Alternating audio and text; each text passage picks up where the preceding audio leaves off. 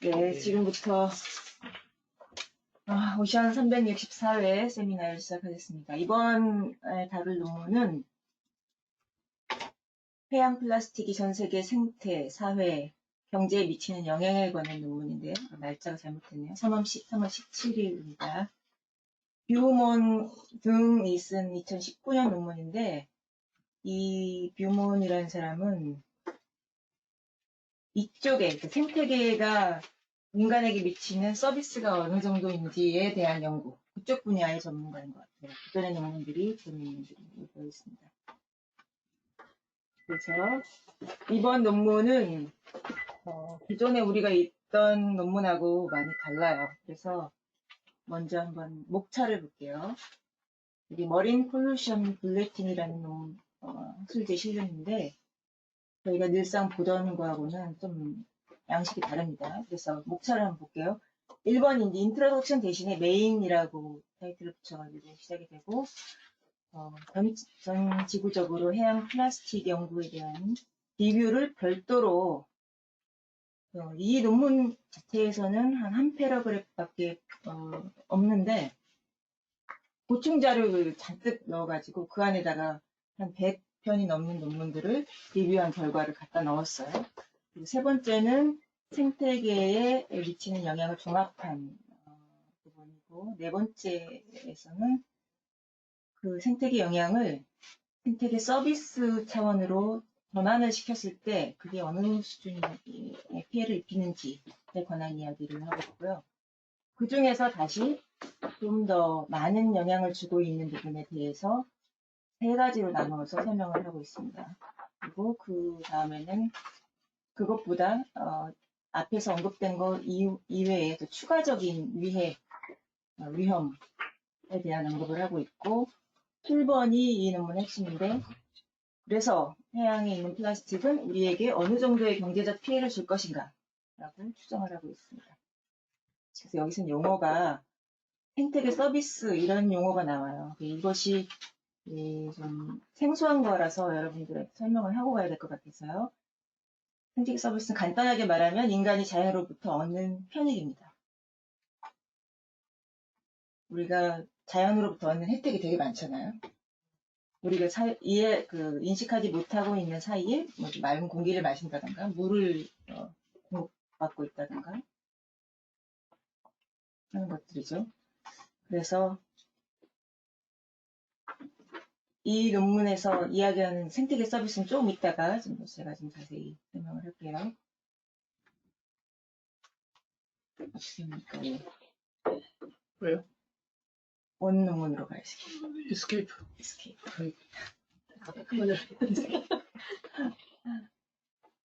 네. 자, 이런 원 논문으로 가보겠습니다.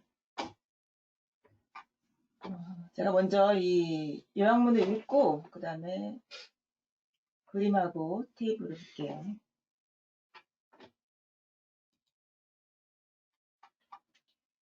이 연구는 해양의 플라스틱 오염으로 인해서 나타나는 결과에 대한 전체주의적, 대사론적인 접근 방법을 취하고 있다라고 하면서 1200개 가까운 자료, 이거 데이터 포인트 그냥 자료라고 보시면 돼요. 자료를 세계적으로 리뷰를 한 결과 지구적으로 생태계나 사회나 경제에 미치는 영향을 평가할 수 있는 기초를 제공하고 있다라고 밝히고 있습니다. 이 연구를 통해서 알 수 있었던 것은 해양 플라스틱이 모든 대상에 대해서 중간에서 높은 정도의 영향을 주고 있고 비가역적이라는 이야기를 하고 있어요. 중간에서 높은 수준의 비가역성을 보여주고 있다라고 하고 있고 이 생태계 영향을 다시 생태계 서비스에 대한 영향으로 치환을 할 경우에 생태계 서비스는 플라스틱이 존재함으로 인해서 어느 정도 영향을 받고 있어요. 그리고 한 가지 정도만 빼면은 대부분 이제 공급 부분에서 감소가 일어납니다. 그 한 가지는 나중에 말씀드릴게요. 그래서 이 감소가 일어나는 이런 부분에 생태계 서비스에서 감소가 일어나는 부분이 어떤 영향을 주냐면 인간의 건강이나 복지, 행복이죠. 복지는 행복. 그리고 수산업, 그리고 유산, 문화적 유산 이런 걸 말합니다. 그리고 관심종, 여가 활동 등에 부정적인 영향을 미칠 수가 있다라고 이야기하고 있고요. 그림을 볼게요. 이 연구에서 사용하고 있는 개념도인데요. 이 연구에서는 먼저 생태계 영향을 종합을 해보고 그것이 생태계 서비스에는 어떤 영향을 주는지를 다시 검토를 하고 그 다음에 그것을 가지고 비용을 산출을 했습니다. 그리고 이 세 가지의 것들을 여기서는 이렇게 얘기하고 있는데 키 드라이버, 해양 플라스틱 오염의 발생 원에 영향을 주는 핵심적인 유인들의 영향을 주는데 다시 이런 것들이 이용이 될 수 있다라고 됩니다. 그래서 이 생태계에 영향을 주는 이런 부분이 결국은 제도나 거버넌스, 협치 이런 데 영향을 줄 수도 있고 산업에도 영향을 줄 수가 있고 인간 행동에도 영향을 줄 수가 있습니다. 그리고 에코시스템 서비스에 영향을 받는 경우도 다시 이제 이런 그 유인 요인들에게 영향을 줄 수 있다라는 것을 보여주고 있고요. 이런 드라이버들이 다시 발생 원에 영향을 미치고 그것이 플라스틱의 분포에도 영향을 주게 됩니다. 이것을 지금 컨셉추얼 다이어그램이라고 여기 보면서 제시하고 있고 다음은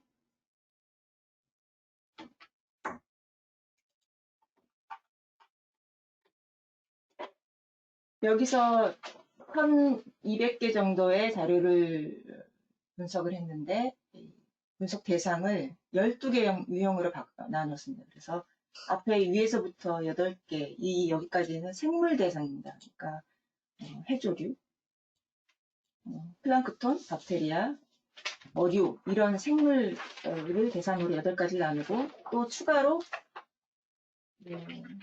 어떤 대상을 또 추가를 했냐면 사회적인 요인들을 추가로 넣었습니다. 그래서 이 12가지를 서브젝트라는 표현을 썼는데 12가지의 대상에 따라서 1000여 개의 이 자료들이 어떤 것들을 연구하고 있는지를 표현하는 거예요. 그래서 하나, 둘 해가지고 쭉 15개의 분류의 유형을 가지고 이 표를 만들었습니다. 그래서 예를 들어서 LG라고 하는 이 해조류에 대한 연구는 이 사람들이 연구한 1200개의 이 자료 중에서 그 생물의 분포에 관한, 풍도에 관한 연구가 한 3개 정도의 자료가 있었고, 17개의 자료는 대량 번식에 관한 그런 논문이었고요. 또, 여기 보면은 뭐, 컬러니제이션 말고 뒤에 갑자기 파이낸셜 코스트 이런 게 들어가잖아요. 근데 지금 이것은 사회적인 영향에 대한 그 항목들이 여기에 같은 선상에 쭉 들어가 있습니다. 그래서 디그레데이션, 분해라든가 인탱글먼트 이런 것들이 쭉 들어가 있죠. 뭐 휴먼 헬스나 웰빙 이런 것도 기존에 우리들이 보지 못했던 그런 항목들인데 이것도 생태계 서비스에서 미치는 영향 때문에 이 항목들이 들어간 것 같고요. 가장 숫자가 많은 걸 보면 290이나 227이 나타나는 이 숫자들은 뭐냐면 보시면 우리가 잘 아는 새나 어류에서 나타나는 플라스틱을 섭취하거나 또는 플라스틱 인탱글먼트도 보시면 인탱글먼트도 해양 포유류 쪽에 그 얽힘이 많이 나타난 것으로 이렇게 보고를 하고 있죠. 섭취는 새나 어류가 섭취하고 있는 것을 많이 보고하고 있고요. 이런 식으로 자기들이 종합한 데이터를 이렇게 하나의 표로 종합해서 나타냈습니다. 그리고 여기서 가장 많이 있는 것을 보면 역시 728개의 자료가 있는 인제스천, 섭취, 플라스틱을 먹는 사례에 관한 연구들이 많았습니다. 그리고 이제 사회적 대상, 사회과학 연구에서의 대상을 두면 소셜이라고 되어 있는 분류 체계에서 비용에 관한 것들이 16편이 들어가 있습니다. 여기로 들어가면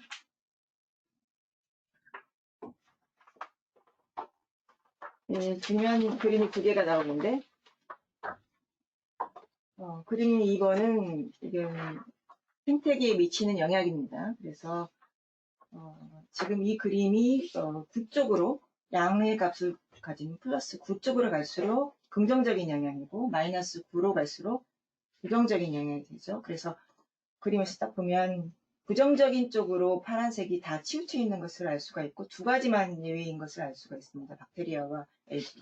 박테리아하고 이 해조류 종류에 대해서는 플라스틱이 있음으로 해서 긍정적인 영향이 있다라고 이 그림을 보여주고 있어요.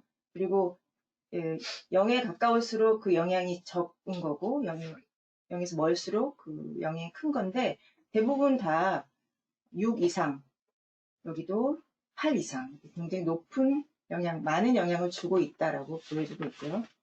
이 파란색의 진하기가 조금 다른데 컨피던스라는 것이 있는데요. 이건 별도로 이 사람들이 평가를 했는데 이거는 신뢰에 대한 이야기예요. 이 자료들을 평가를 했을 때 얼마나 그것이 신뢰할 만한 평가인가라고 나타내는데 색깔이 옅을수록 그 근거가 좀 미약한 거죠. 그래서 진한 것들을 먼저 보면 아까 가장 많은 연구가 있었던 조류, 새의 플라스틱 섭취에 관한 부분은 색깔이 진하죠. 그래서 이 부분은 연구가 많이 되었기 때문에 이렇게 마이너스 9라고 평가하는 데 있어서 신뢰할 만하다라는 것이고 제일 약한 거 제일 연한 거 폴드도 인텐그먼트도 푸어라고 조금 약하다고 되어 있나요? 제가 보기엔 이것도 좀 괜찮은 편인데 이거 실 컨피던스를 논문의 편수로 평가했나요? 아니면 논문의 아니요, 질을 그건 그건 다른 자기들이 복잡한 방법을 썼는데 그건 좀 이따 설명을 제가 해드릴게요. 어쨌든 이 그림이 나타내는 것은 그래 다 부정적인 영향만 있을 줄 알았는데 그렇지 않은 것도 있더라. 근데 이것이 이제 진짜 부정적인, 그러니까 긍정적인 영향이냐라는 것은 이제 뒤에 토론에서 나타내고 있어요.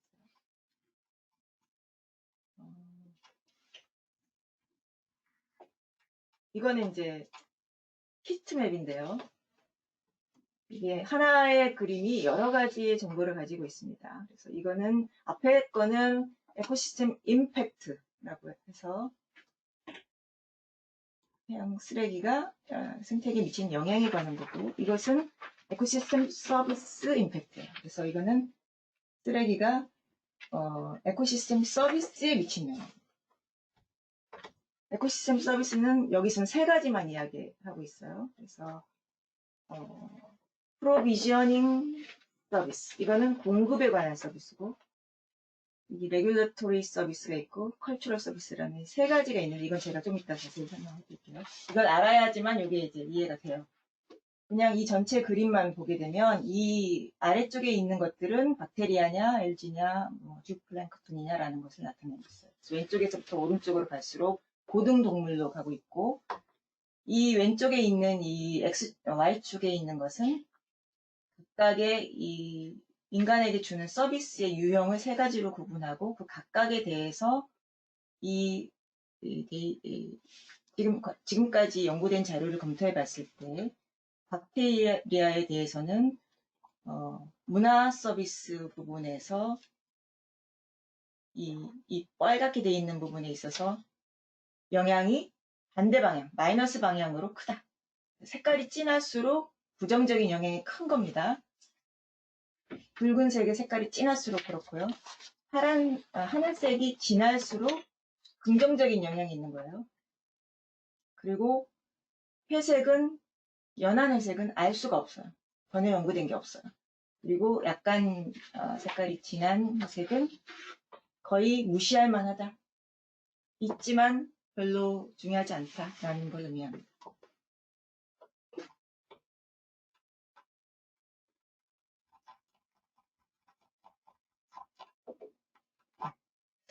여기까지 그림하고 설명을 해드렸고요. 앞에서 인트로덕션부터 조금 하고 나서 방법론 설명해 드릴게요. 여기까지 뭐 말씀하실 거 있으신가요?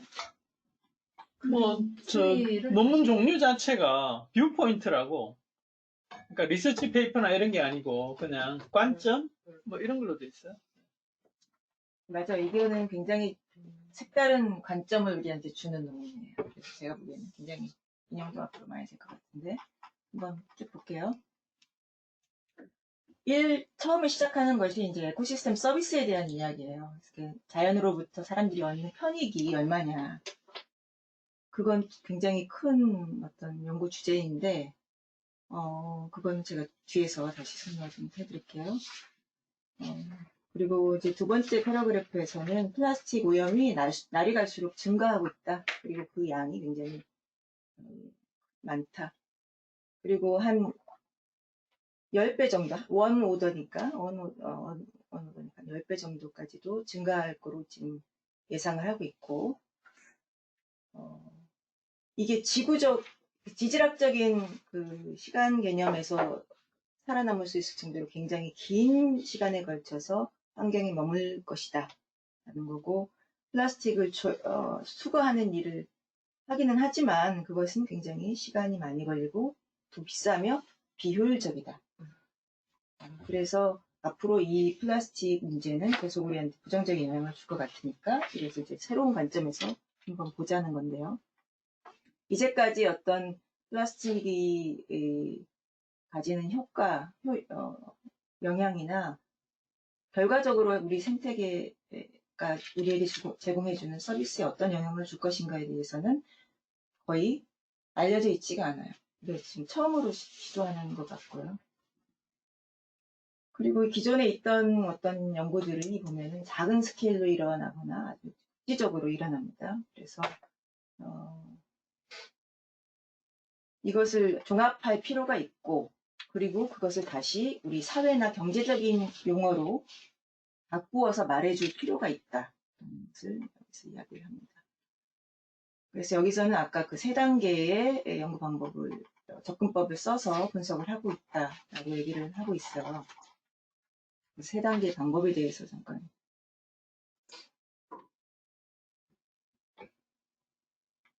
설명을 하겠습니다. 복잡한데요. 이게 지금 이 논문에서 제공하는 보충 자료예요. 근데 보충 자료인데 S1부터 S4까지 있어요. 그리고 이 S1에서는 자기들이 어떻게 데이터를 수집을 해서 평가를 했는지를 보여주고 있는데 이것을 이해하지 못하면 이 논문을 이야기할 수가 없기 때문에 제가 보여드릴게요. 자기들이 이제 먼저 이런 질문을 가지고 연구를 시작했다고 합니다. 플라스틱이 해양 환경에서 경제적으로나 사회적으로 어떤 영향을 주는가라는 질문을 대답을 하기 위해서 사이언스 다이렉트나 웹 오브 사이언스라는 검색 엔진을 사용해서 논문을 검색을 했습니다. 그리고 검색 서지 정보가 분명하지 않은 그레이 리터러처라고 하는데 이건 회색 문헌, 이런 문헌에 대해서는 ASFA라는 검색 툴을 이용해서 자료를 모았습니다. 그러고 나서 다시 스노우볼링 메서드를 썼대요. 그래서 스노우볼링 메서드가 뭔가 보면 별거 아닌데 이런 겁니다.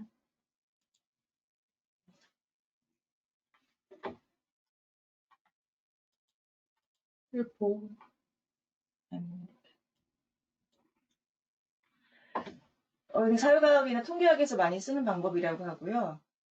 랜덤으로 먼저 표본을 선택한 다음에 다시 그거에 이어서 꼬리에 꼬리를 이어서 소개를 받아서 계속 연구 대상을 확대시켜 나가는 방법입니다. 그래서 이렇게 하는 거, 이렇게 확대시켜 나가는 게 스노우볼 샘플링이라고 합니다. 그리고 그런 방법을 써가지고 굉장히 많은 자료들을 찾았습니다. 그리고 그것을 24개의 컬럼을 만들고 그 24개의 컬럼에 어떤 것들이 있는지는 좀 이따 설명을 좀 해드리겠고, 이 컬럼을 가지고 찾은 자료들을 평가를 하는 거예요. 그래서, 먼저 이 품질 보증이 필요하기 때문에 이 사람들이 쓴 방법이 또 있어요. 이건 뭐냐면은 이게 지금 여러 사람의 평가자들이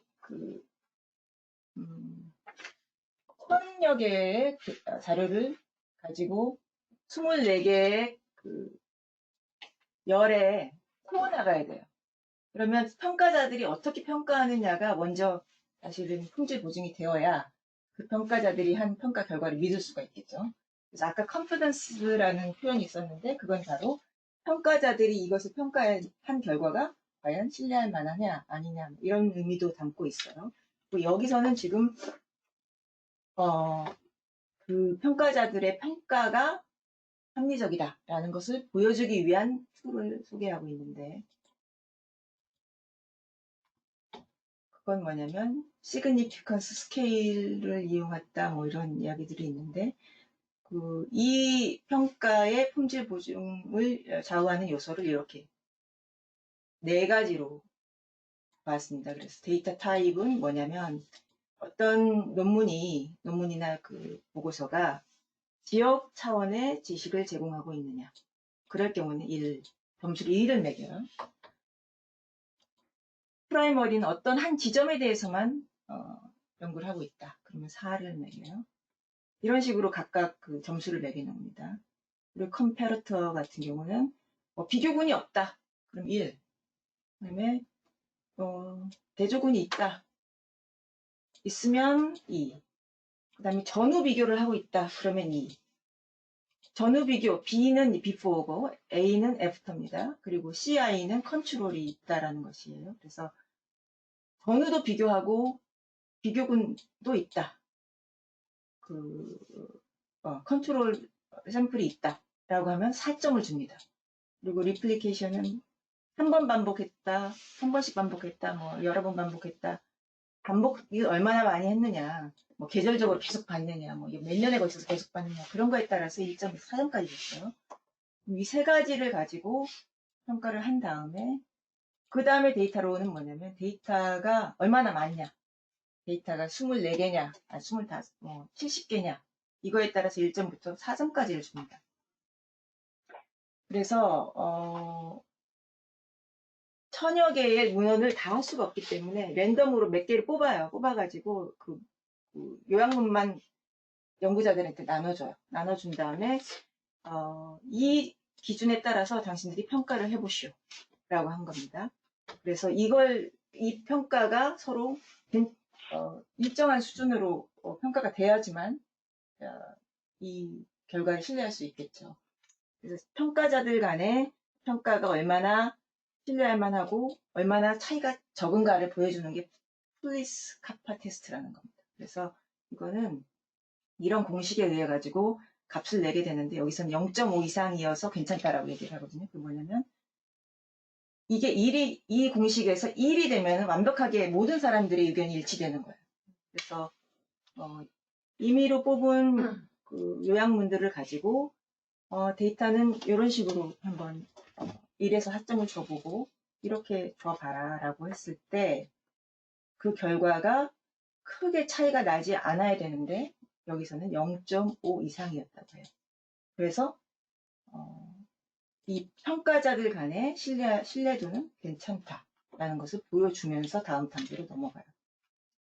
그래서 그걸 다시 한번 보면 이 표가 이렇게 생겼습니다. 그래서 이 사람들이 검색 엔진을 사용해서 검색한 그 용어들입니다. 머린이냐 오션이냐 C라고 시작하는 모든 단어, 코스트로 시작하는 모든 단어 이렇게 검색어를 두고 두 번째는 리터나 플라스틱이라는 용어들이 들어간 것으로 검색을 했죠. 그리고 소스에 관해서는 인풋이라든가 이런 용어들을 이용해서 검색을 했고 전부 다 이거는 AND로 연결이 됩니다. 그래서 머린 플라스틱 인풋, 머린 플라스틱, 머린 리터, 소셜 이코노미 이런 식의 검색을 쭉 해나갔다고 보시면 되겠고요.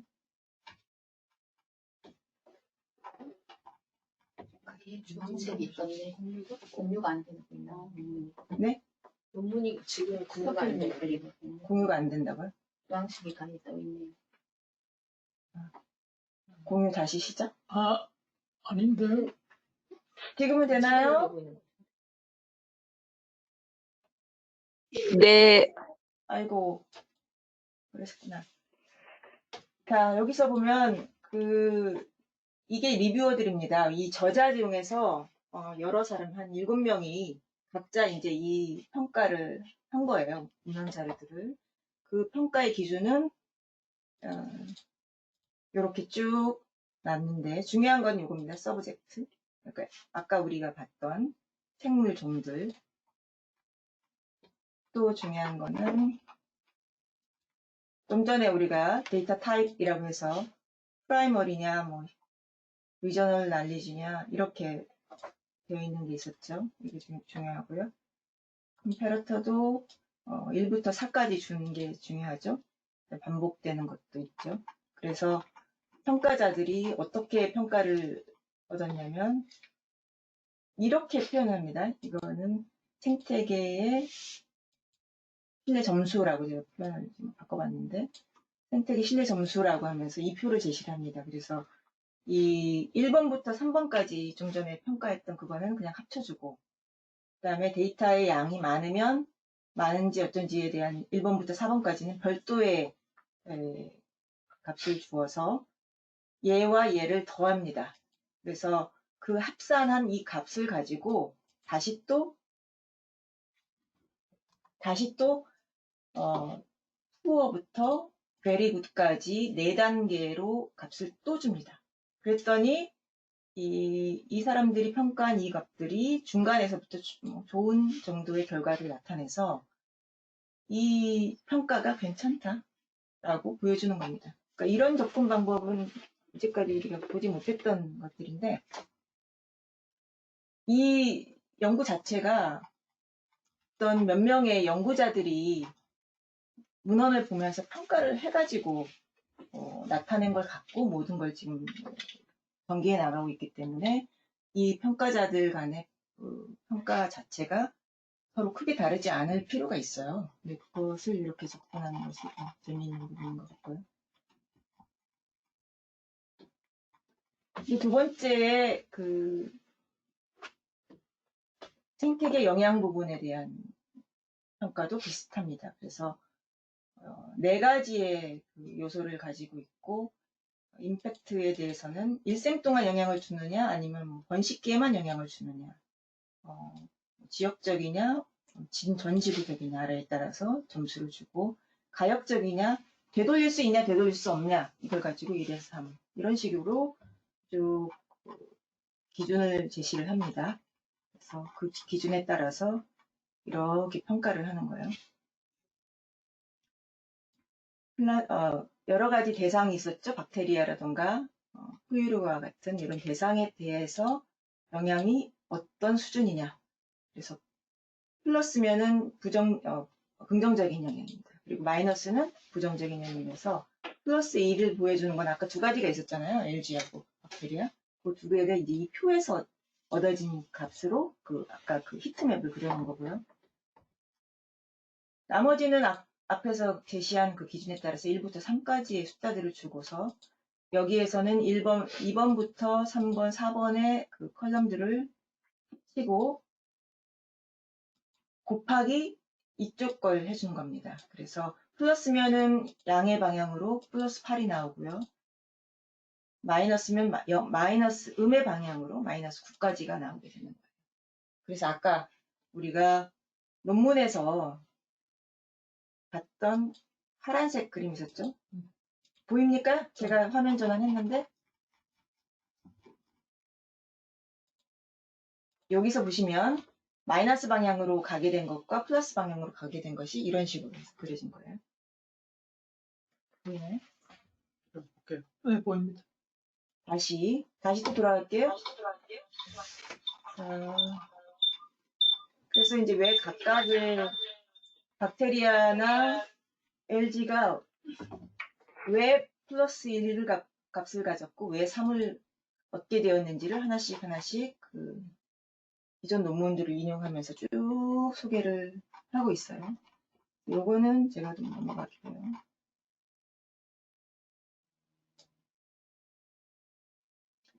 넘어가고,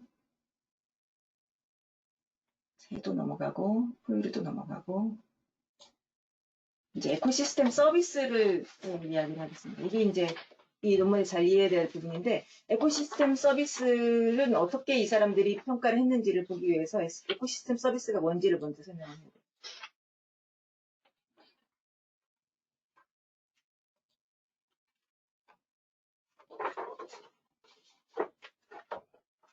자, 보이시죠? 이 논문에서는 CICES라는 이 기준을 따라서 생태계 서비스를 구분을 했어요. 그러니까 Common International Classification of Ecosystem Service, CICES라고 읽는지 CICES라고 읽는지 모르겠지만 이것을 기준으로 했는데 얘는 자연이 우리에게 주는 그 생태계 서비스를 세 가지로 구분을 합니다. 그래서 공급 서비스, 조절과 유지 서비스, 그리고 문화 서비스. 공급 서비스가 뭔지, 이것이 뭔지는 뒤에 설명을 좀 드릴게요. 그래서 이 방법은 세 가지로 구분을 하고 있는데, 보통 저나 소장님은 또 다른 방법을 공부를 했죠. 그건 뒤에 이거는 이 서비스가 어떤 의미인지를 보여주는 다이어그램인데 생태계 서비스와 우리 인간이 얻는 편익 사이의 관계를 보여주는 거예요. 그래서 자연은 여기에 있고요. 여기가 environment, 환경이라는 뜻입니다. 환경 안에서 이루어지는 프로세스는 왼쪽이고요. 오른쪽 주황색으로 되어 있는 부분은 인간들이 살아가고 있는 그 사회에서 일어나는 현상입니다. 그래서 환경에서는 우리가 자연에서 얻는 여러 가지 것들을 우리가 받고 그것은 서비스로서 우리 인간에게 제공이 되고 그 인간은 재화나 편익을 통해서 이 서비스를 이용을 합니다. 이 관계라는 것이 자연과 인간 사이에 이 중간적인 위치에 있는 것을 이 CICES에서는 서비스라고 봤어요.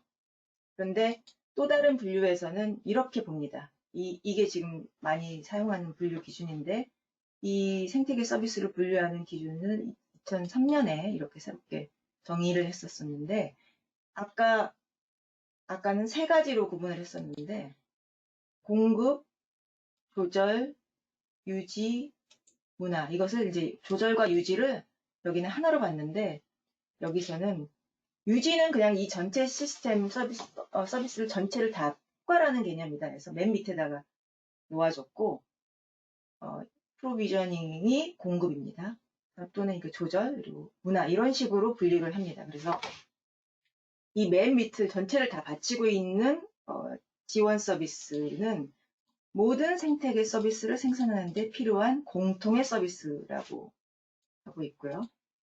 예를 들어서 토양이라던가 어떤 영양물질이 순환한다던가 1차 생산이 일어난다던가 이런 것들은 뭐 세 가지에 다 해당하는 거니까 그걸 종합하고 있다라고 얘기하고 있는 거고 조절 서비스는 생태계에서 일어나는 과정의 조절을 통해 제공되는 인간에 대한 편익 제공 서비스는 생태계가 제공하는 생산물입니다. 우리가 먹는 뭐 해산물이나 식량이라든가 모든 물질을 다 이 제공 서비스라고 보시면 되겠고 문화 서비스가 조금 여러분이 이해하시기 힘들 것인데 비물질적인 거예요. 뒤에 가서 조금 더 설명을 할게요. 네, 제공입니다. 제공은 식량, 연료, 유전 자원, 화학 물질 이런 것들을 제공해주고 조절은 기후 조절 기능이 있죠. 바다는 기후 조절 기능이 있고 뭐 침식을 조절한다든가 수질을 정화해주는 기능도 합니다. 문화 서비스는 이런 거예요. 우리가 이제 해양 쓰레기라는 바닷가에 있는 걸 가지고 우리 사무실 안에서 여러 가지 연구들을 하고 조사를 하잖아요. 정보를 가지고 가공을 하고 바다는 저 바깥에 있고 쓰레기는 바깥에 있는데 우리는 그 쓰레기를 가지고 있지 않고 비물질적인 어떤 걸 가지고 이 활동을 하고 있는 거예요. 우리는 지금 이 문화 서비스를 굉장히 많이 누리고 있는 거죠.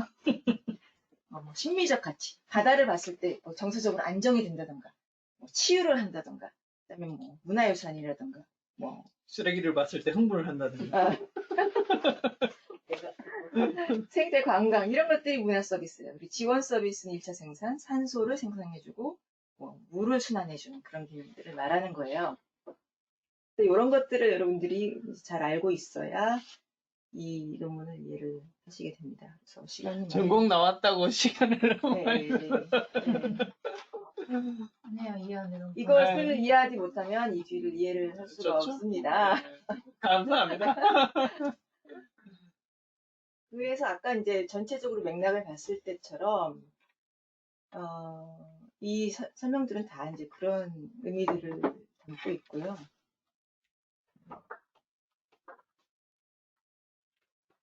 여기서 하이 밸류, 하이 리스크 부분만 좀 설명을 더 드리면,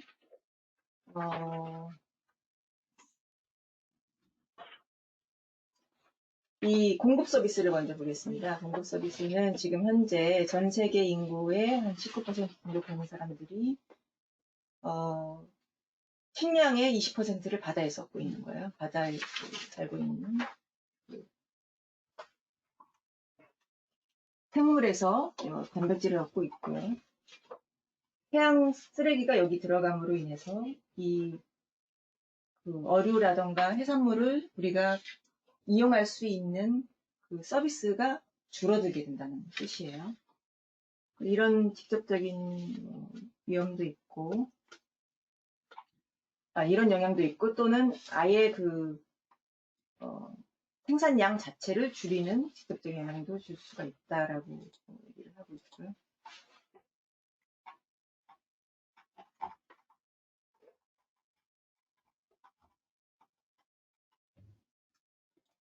또는 이제 그 쓰레기에 함유되어 있는 독성 물질이 영향을 주기도 하고.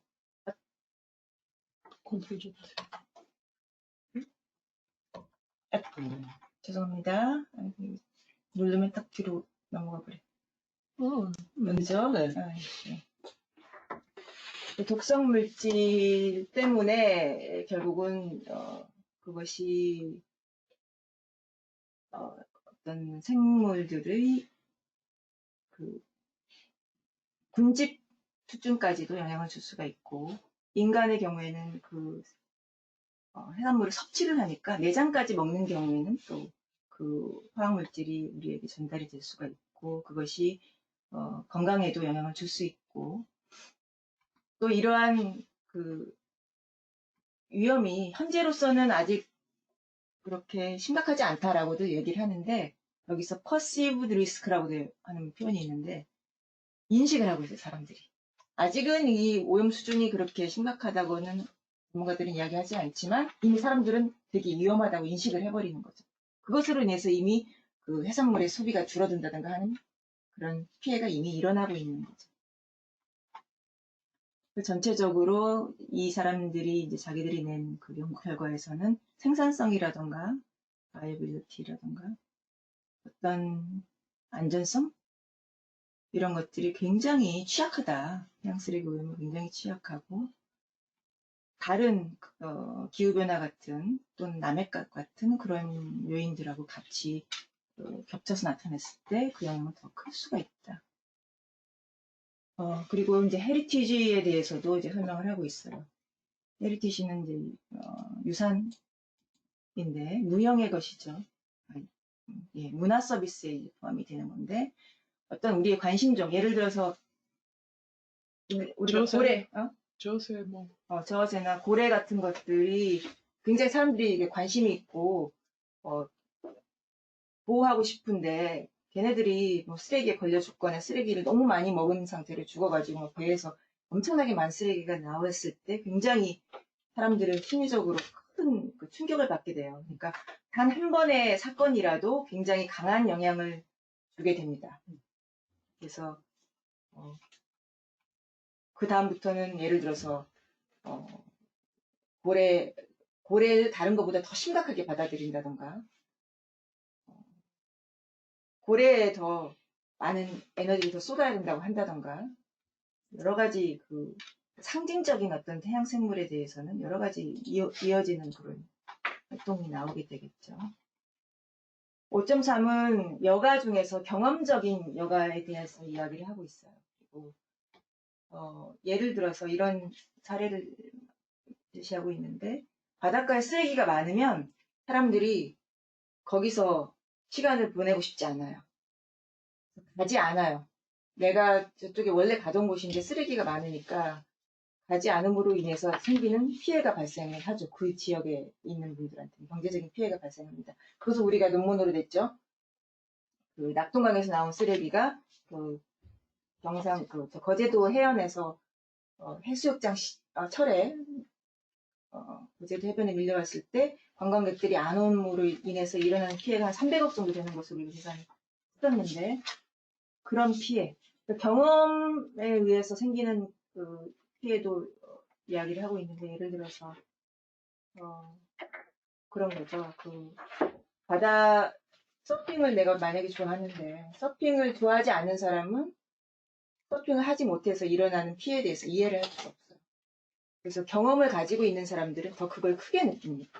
그래서 여기 익스페리언셜이라는 표현을 쓰고 있고 또는 이런 것도 있어요. 직접 바닷가에서 뭔가에 찔렸거나 유리 조각이나 뭔가 날카로운 것에 찔려가지고 쓰레기 때문에 피해를 직접 당했을 때 그런 경험은 굉장히 크게 사람들에게 영향을 주게 되는 거죠. 뭐 비위생적인 기저귀 같은 게 막 이렇게 널려 있다던가 이런 경우에 굉장히 정서적으로 정신적으로 우리가 충격을 받는 거예요. 우울해지고 바다가 왜 이렇게 왜 이렇게 더러워지는 거야 하면서 슬퍼지고 우울해지고 그런 건강에도 영향을 미치게 됩니다. 또 이제 추가적인 위험이라는 건 뭐냐면 그 해양 생태계가 플라스틱만이 아니라 또 다른 어떤 요인에 의해 가지고 복합적으로 나타났을 때 일어날 수 있는 누적 서로 따로따로 영향을 봤을 때는 몰랐지만 같이 영향을 줬을 때는 굉장히 더 추가적인 위해를 가할 수가 있다라는 거죠.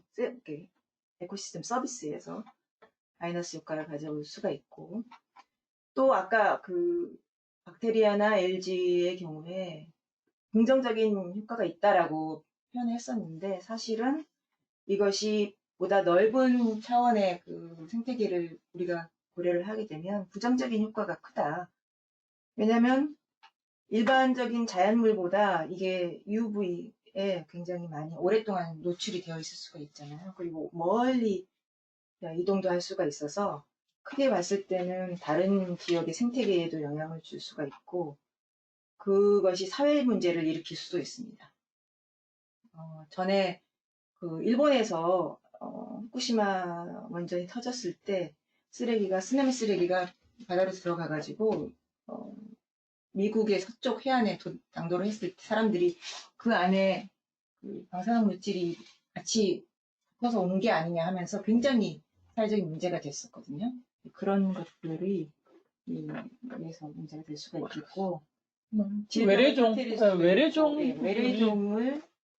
외래종을 퍼뜨리는 효과가 있기 때문에 이런 것까지 보면 앞에서 긍정적인 평가를 했지만 그렇지 않은 측면이 있다라는 거예요.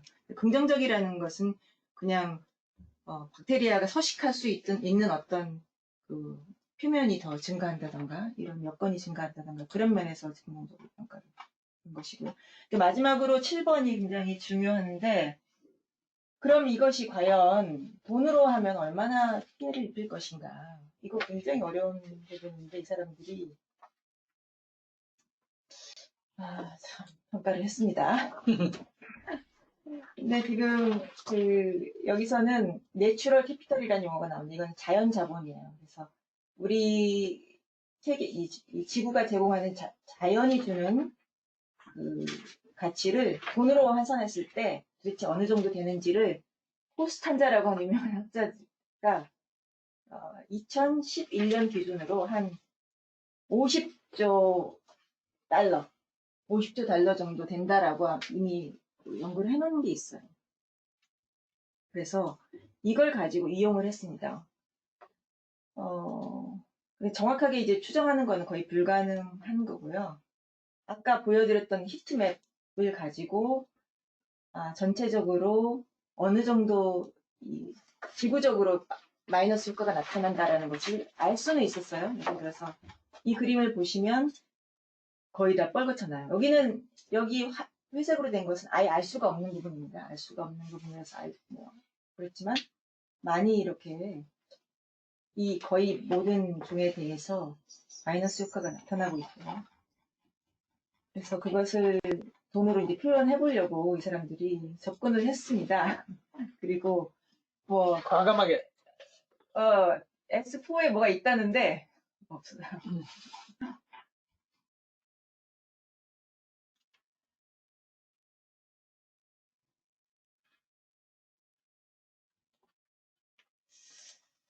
여기서 보면 사람들이 뭐 파사타나스폴로우라는 사람들의 그 어떤 생태계 서비스 평가의 방법을 따라서 점수를 매겼다고는 합니다만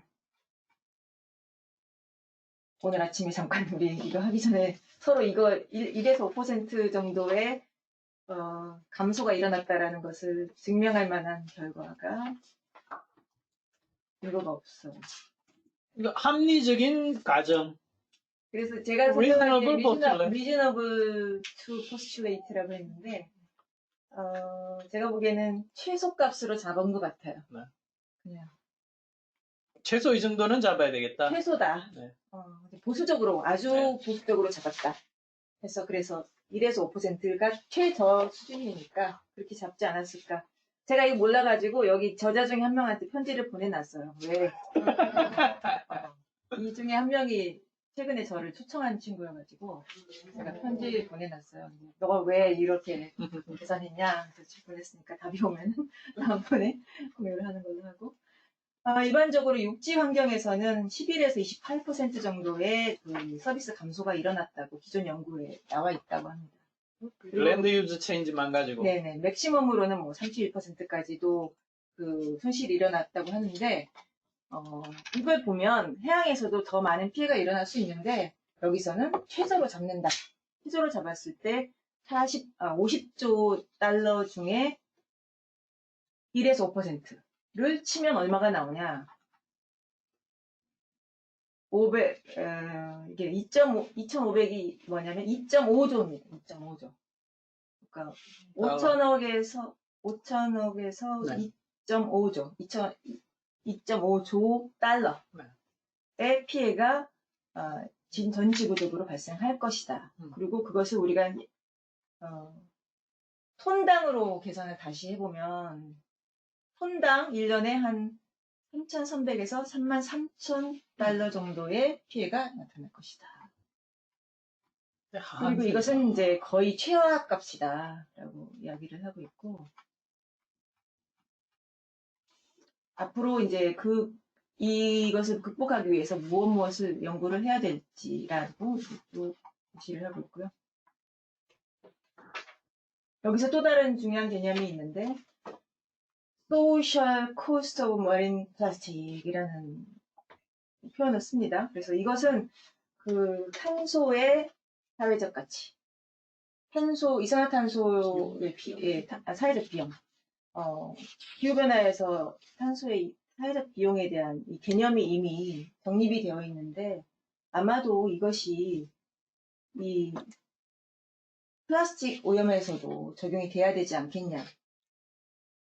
근데 이건 굉장히 괜찮은 제안인 것 같아요. 여기서 이제 자기들이 제안을 한다라고 표현을 하고 있는데, 이거 괜찮은 제안인 것 같고, 앞으로 이런 개념으로 이 해양 쓰레기 문제를 접근하게 되는 사례가 늘지 않을까 생각을 합니다.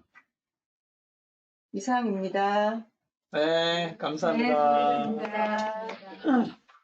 전공 분야가 나와가지고 엄청 앞부분 설명을 잘해주셨는데 질문이나 뭐 제안하실 내용이 있으시면 마이크들 켜시고. 없습니다. 수고하셨습니다. 네. 섀도우 프라이스가 뭔지 찾아봐. 아까 그 포퓰런트리에서 점수 내는 거 얘기할 때요. 네. 아니지. 우리 신뢰도 점수 얘기할 때 그게 그러면 PF로 시작하는 점수가 뭐였어요? 맨 앞에 앞으로 뭐지? F. F? 플라이스 카파 테스트. 네. 아, 여기에서 예를 들어서 이제 이렇게 여러 명 평가를 해요. 그런데 이게 쉽게 얘기하면 분산이 적어서 비슷한 값을 내야 되는 게 높은 점수를 내야 되는 게 아니고 네. 여기에 대해서 평가를 할 때 음. 나쁘다고 평가했으면 그 수준이 수렴하는 값으로 내야 된다는 얘기죠. 그렇죠. 네. 나쁘다고 사람, 여러 사람들이 분명히 했을 했는데 때, 예. 네네. 어떤 사람은 막 비슷하게 있어야 된다는 거죠. 플러스 3이고 어떤 사람은 마이너스 9고 이렇게 되면 그게 뭔가가 평가의 기준이 잘못된 거잖아요. 네. 그리고 하나 아까 데이터 타입 1 리저널 날리지 2 세컨더리 여기에서 이 프라이머리라는 말이 자기들 표현이에요. 그러니까 그냥 한 곳에서만 아니, 제가 볼 때는 프라이머리는 직접 실험을 해가지고 원 데이터를 얻은 경우. 프라이머리가 4점이잖아요. 점수가 제일 높잖아요. 그래서 그 말은 진짜 실험을 했더니 이 값이 나왔어. 그럼 걔는 프라이머리야. 걔가 4점이거든. 프라이머리 데이터 컬렉션. 그런 리저널 믹스드는 리저널리는 사람들한테 물어봤더니 이 동네 사람들은 다 그렇게 생각해. 뭐 이런 날리지로 한 거죠. 토착 지식 세컨더리는 가공을 한 거고 그걸 가지고 내지는 전해 들은 거고. 이거를 다 네. 소스가 여러 가지다. 네. 이거 프라이머리는 프라이머리가 4점이잖아요. 딴 놈들은 2점. 전적으로 내가 얻은 그렇죠. 데이터다. 딱 실험해가지고. 원데이터. 네, 원데이터. 원데이터. 그래서 그 다음에 이게 또 아까 이 색깔을 표시할 때 있어서 마이너스라는 점수는 일단 네거티브라고 줬으면 나머지는 양만 평가한 거예요. 그죠? 점수로 숫자로 평가할 때는. 그래서 마이너스를 곱한 거죠. 그러니까 마이너스 2를 줬어요. 이 요인에 대해서는 네거티브 하다라고 적고 얘는 네거티브와 포지티브는 정해놓고. 그냥 음양으로 딱 네. 1 마이너스 1 이렇게 돼. 그리고 방향만 봐요. 나머지는 양만 평가해야 돼요. 그죠? 그래야 마이너스 1을 곱해야 이렇게 이쪽으로 가고 이쪽으로 그게 가고. 세 가지인가 있잖아요. 네. 그 양에 대한 게. 나머지는 그 양만 평가를 하는 거예요. 정량적인 평가만. 내려가 보시죠. 플러스 마이너스는 앞에 정해놓고, 그 다음에 이게 범위가 어느 정도냐, 그 리버스빌리티는 뭐 어느 정도냐, 빈도는 어느 정도냐, 요거 세 개를 더해가지고 저걸 곱하는 거잖아요. 그러니까 리버스빌리티를 볼 때 1 리버스블 하면 무조건 점수를 크게 주는 거죠. 그렇죠. 그러니까 1 리버스블 해서 마이너스를 주거나 리버스블이라고 해서 플러스를 좀 이러지 않고 네. 점수를 네. 주는 그건 정도만 그래야 하고, 곱해서 네. 마이너스로 가버리는 네. 이런 평가. 전부 다 이쪽은 양이에요. 양수예요. 그래서 이 평가가 이렇게 하는 게 저는 쉬워 보여서 이렇게 하는 게 일단 점수를 네. 양인지 아주- 뒤에 점수를 주면 네. 저는 사실 이거 대표님 설명하고 저는 어제 이거 대충 봐서 이해를 못하겠더라고요. 이것들은 되게 근데 아까 대표님 살짝 말씀하실 때 이런 평가를 하게 된 기본으로 이 사람들이 참고한 내용이 요약본을 보고 했다 하셨죠? 아니지, 그거는 그건 얘가 아니에요. 아니고 앱스트랙을 보고 한 게 아니고 처음 얘는 저자들한테 앞에 처음 저자들 간의 평가가 크게 차이가 나는지 안 되는지를 테스트할 때는 이거는 예, 테스트할 때는 그것만 보고 샘플만 내가 가지고 했고 플라이스 얘는 1190개의 자료를 다 가지고 보고. 근데 테이블 1, 그분이 1200개의 데이터 포인트를 이제 테이블 1에 보면 지금 하나의 자료가 하나의 주제에 대해서 하나의 아웃컴을 얻은 걸로 했잖아요. 근데 되게 논문이라는 게 그렇지가 않고 여기에도 해당하고 저기에도 해당하고 막 할 것 같은데 그걸 어떻게 나눴는지가 조금 궁금해요. 그렇죠. 그러니까 이거 1191개의 논문은 아니에요. 네. 제가 보기에는 네. 데이터 포인트라는 것이 그러니까요. 한 논문이 그레이리터 한 논문이 여러 개의 생물을 다루기도 하고 네. 그 공간도 여러 곳을 다루기도 하잖아요. 그래서 네. 데이터 포인트라는 말을 쓴 것 같아요. 네. 도큐먼트라고 쓰지 않아요. 그러니까 그렇기는 해도 어쨌건 이게 딱딱 나눠지지가 않고 이렇게 여러 층위에 뭐 그게 될 건데 그걸 그러면 다 하나하나를 보고 포인트로 보고 할당을 한 거 아니에요? 그러니까 최대한 여기서는 프라이머리 이펙트를 고려했다라고 되어 있거든요. 네. 그러니까 뭐 여러 가지 영향을 준다라고 뭐 논문에서 되어 있으면 그 중에서 제일 중요한 논문 중요한 네. 영양만 네. 뭐 네. 고려한다든가 이런 기준을 갖고 있었을 텐데 네. 소장님 말씀대로 그런 애매함은 있을 수밖에 없는 것 같아요.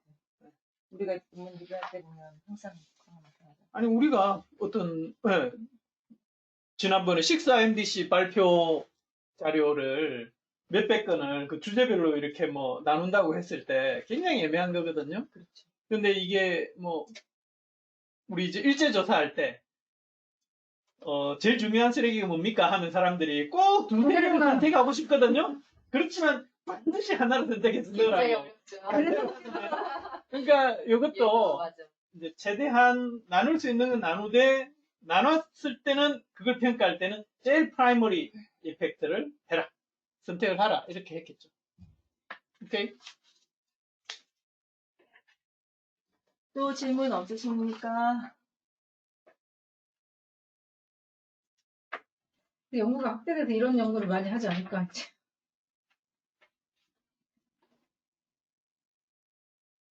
아까 화면이 바뀔 때 공유니 할 때 문제 있어. 네, 질문 없으신가 보다. 네. 없으시면 이걸로 마칠까요? 네. 네. 감사합니다. 수고하셨습니다. 감사합니다. 다음 주 우리 세미나가 있나요? 네. 네. 다음 주에 뵙겠습니다.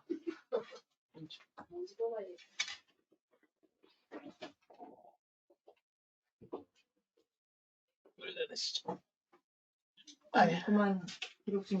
네.